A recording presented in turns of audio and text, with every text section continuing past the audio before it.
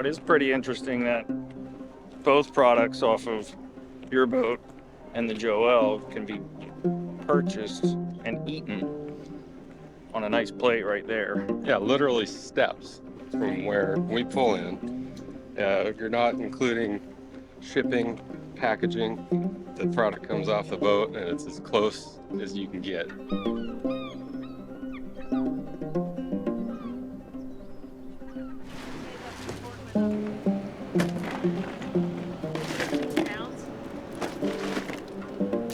If you buy a fish that's processed in China or caught in Alaska, frozen, and then brought down in container ships, there's a lot of carbon footprint, not only the catching, but the transportation. And then the packaging is another issue where, for me, I go out in the morning, I'm back in within 4 hours, take the fish off, and then by that evening, it's on your table.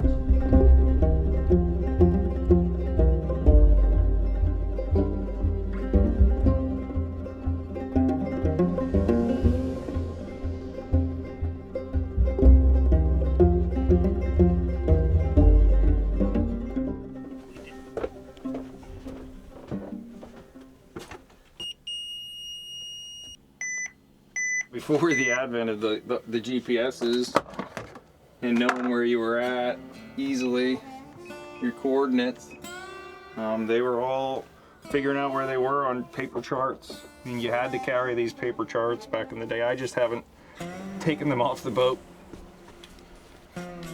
So this is literally where we land all our fish, either salmon or tuna. That you would call this a pit, and we'll hand line all our fish right here and land them on the back deck.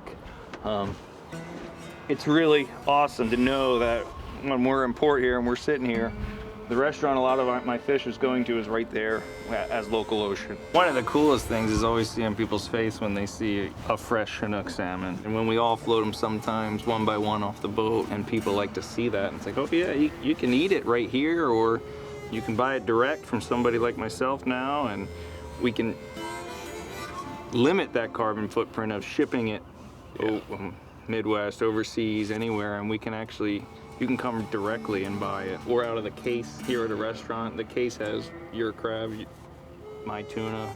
I mean, simply walking the fish up the dock. In order to catch fish, the herring that we catch in here now in spring makes our whole bait in the summer. Lingcod live on the bottom, but they're a jump feeder. When I'm using the bait, I usually try to get about 3 feet off the bottom. I promise you that the difference between a fresh piece of lingcod and a fresh piece of tilapia, the lingcod's a better flavored fish. It's the tilapia is raised in a pond. It's fed all kinds of different things. The ocean is a place where lingcod mostly eat live bait. That's one of the challenges to me being in a fishery is to make the bait look as alive so the lingcod will bite it. The best bait is the freshest.